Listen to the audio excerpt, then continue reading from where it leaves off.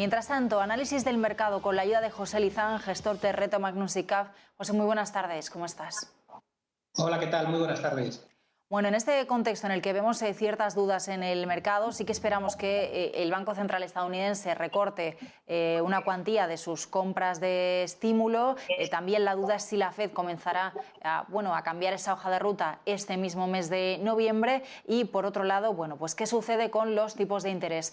¿Cómo están las apuestas? ¿Cómo lo ves?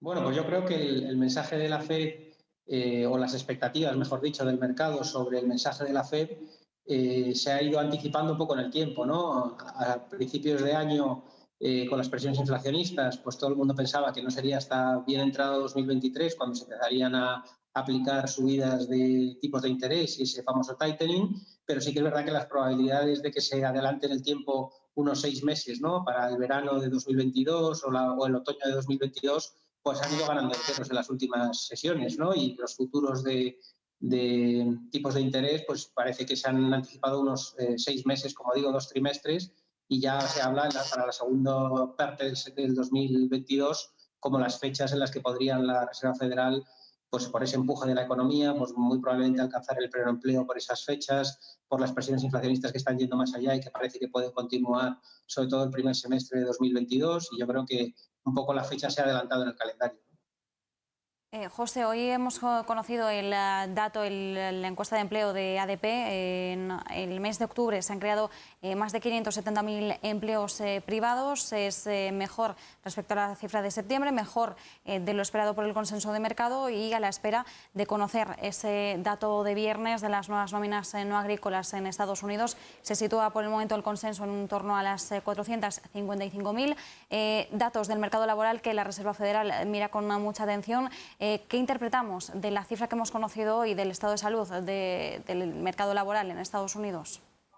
Bueno, pues yo creo que muy robusto. Yo creo que estamos viendo cómo hasta en la vuelta en V que hemos vivido de la economía americana, al principio era el sector industrial el que tiraba del carro y ahora el sector servicios, hoy hemos visto también datos del sector no manufacturero, se está acelerando y se está generando mucho empleo en el sector servicios, ¿no? Yo creo que eso, al final la Fed siempre ha comentado que dejaría correr la inflación, que no le importaba que corriera por encima del objetivo del 2%, pero que su objetivo era que la economía llegara al pleno empleo, ¿no? Y yo creo pues que las cifras de empleo van siendo muy robustas, como decíamos, la economía americana está en un momento pues, de mucha atracción y con un consumo disparado y con un sector servicios uniéndose al carro, y yo creo que eso pues incentiva todavía más lo que comentábamos antes, ¿no? Que el objetivo de la Reserva Federal o los varios o los objetivos múltiples que se habían planteado para poder hacer un endurecimiento de su política monetaria pues se vaya constatando, ¿no? Y todo lo que sean buenos datos de empleo pues acercan más en el tiempo, evidentemente, el endurecimiento, la retirada de estímulos, yo creo que ya la vamos a ver,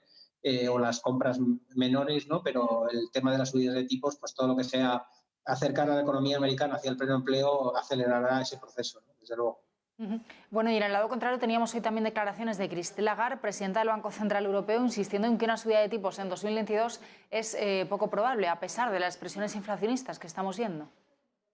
Bueno, yo creo que el mensaje del Banco Central Europeo claramente es diferente al de la Reserva Federal. Los datos de la economía europea también claramente son diferentes a los de Estados Unidos y la vuelta en V que se ha producido en la economía americana en muchas zonas y muchas regiones de la Unión Europea no se ha producido, ¿no? Y yo creo que eso es más que evidente. Christine Lagarde insiste en que no le preocupa ahora mismo la inflación, su objetivo es que las condiciones de financiación sean muy laxas para que la economía se siga reactivando, y yo creo que ese va a seguir siendo el discurso. Por eso yo creo que la fortaleza del dólar también, ¿no? Yo creo que Christine Lagarde en todas sus reuniones y sus comparecencias insiste en la idea de que los mercados se olviden de subidas de tipos a corto plazo, porque queda muchísimo en cuanto a la reactivación y a la actividad económica, y no le preocupa estar por encima del objetivo del 2% durante un periodo, y muy probablemente el BCE vaya muy por detrás de la inflación siempre y muy por detrás de la Reserva Federal, desde luego.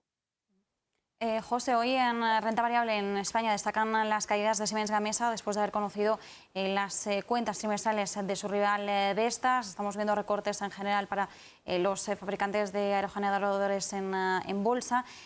¿Cuál es el panorama ahora mismo en cuanto al sector y, sobre todo, por qué está afectando tanto a Siemens Gamesa los resultados de su rival? Bueno, yo creo por las causas del profit warning, ¿no? Las causas del profit warning son los temores que había en el mercado. Por un lado, el encarecimiento de las materias primas, ¿no? No nos olvidemos que un aerogenerador pues lleva muchísima materia prima para producirse. Está habiendo problemas con los suministros, que tampoco es un tema nuevo, ¿no? Que tengamos encima de la mesa. Las cadenas de producción pues se han cortado y ha afectado también algo a la producción y está afectando pues a los beneficios de este tipo de compañías, y los datos de Vestas vienen a confirmar los temores que había sobre ese tipo de procesos de fabricación, ¿no? Y yo creo que ese es el gran la losa que han tenido hoy, ¿no? En el mercado, cotizar, pues que se constatan los problemas que se preveían sobre el sector, pues se constatan, y el primero que ha publicado pues lo ha demostrado. Dentro del contexto de los mercados, hoy estamos viendo subidas en España para IAG. Teníamos también datos del sector turístico, cierta recuperación en el mes de septiembre de visitantes extranjeros respecto a septiembre del año pasado, pero aún a la mitad de recuperarse, ¿no? Esa visita de turistas respecto a hace 2 años, a 2019. ¿Cómo estás viendo la evolución de este sector en bolsa, que nos está ofreciendo en las últimas jornadas vaivenes, ¿no? Días de subidas, días de bajadas, lo vemos en el IBEX? Bueno, yo creo que siempre comentamos lo mismo. El epicentro del COVID ha sido el sector ocio, turismo, restauración, ¿no? No es evidente, y lejos de estar o ya de vuelta, ¿no?, a niveles pre-COVID, aún queda todavía mucho por hacer. Sí que es verdad que hemos tenido cifras positivas hoy de Lufthansa, diciendo pues que estaba al 80% de datos previos a la crisis y primeros beneficios. Yo creo que es un sector que va a permanecer muy volátil. Las compañías estiman que hasta 2023 no se van a restablecer los datos pre-COVID, ¿no? Y todavía nos quedan por delante 2 años, pero sí que es verdad que yo creo que lo peor está detrás, ¿no? Yo creo que los peores datos ya los hemos visto.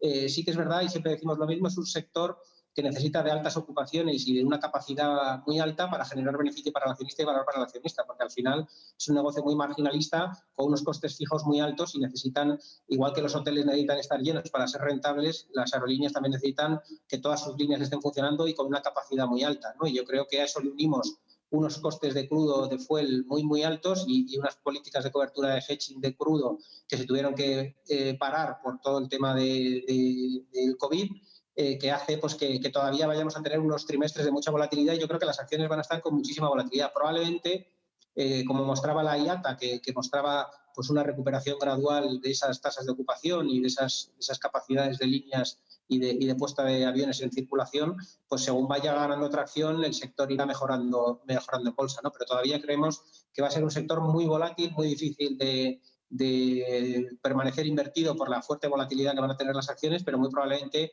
los mínimos ya los hayamos visto, y lo normal será que sea un sector en recuperación, pero que tardará todavía 1 año y medio, 2 años en volver a ver cifras precrisis y generación de valor para el accionista. No nos olvidemos que son compañías pues, que han ampliado capital muchísimo, que han consumido muchísima caja, o sea que los balances de las compañías son mucho más débiles de lo que eran antes del COVID, ¿no? Con lo cual hace falta mucho tiempo hasta que volvamos a ver cotizaciones previas a la crisis del COVID, ¿no?, desde mi punto de vista.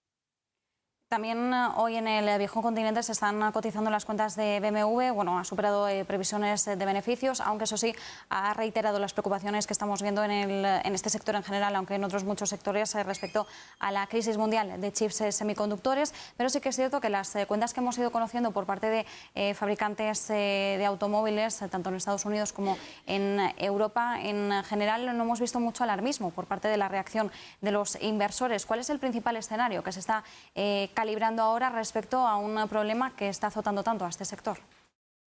Bueno, yo creo que es un problema que está ahí y se constata, ¿no? Y las compañías lo van diciendo una tras otra en las publicaciones de resultados. También suelen meter una coletilla que suele decir que probablemente el shock de semiconductores, lo peor, haya quedado atrás y va poquito a poco restaurándose, aunque todavía quedan trimestres de falta de semiconductores para la producción, pero lo están contrarrestando la caída en volúmenes, ¿no? Porque al final ha habido una caída en volúmenes de ventas de vehículos, lo están solventando con un aumento de precios, ¿no? Y eso es lo que estamos viendo en las cuentas de Daimler, sobre todo de los fabricantes de lujo, ¿no? Lo hemos visto en Ferrari, lo hemos visto en Daimler, lo hemos visto en BMW, ¿no? Lo estamos viendo en todos ellos, cómo van subiendo precios ante un menor volumen, pero la demanda sigue ahí, y suben precios para contrarrestar pues las menores ventas, y eso está haciendo que los márgenes sean más altos y que los beneficios de los grupos pues sean fuertes y robustos, ¿no? Y esa subida de precios es lo que está compensando esa traslación pues del problema que hay en costes al cliente final, es lo que se está traduciendo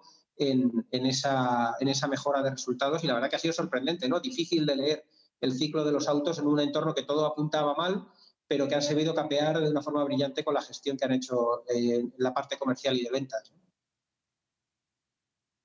Que sí, nos preguntábamos si ese sector del automóvil iba a ser el principal damnificado, y sí que está siendo afectado, pero como tú dices, estamos viendo en todas esas cifras ese cambio, ¿no?, en el discurso. José Lizán, muchísimas gracias por acompañarnos. Buenas tardes. Igualmente, un saludo. Gracias.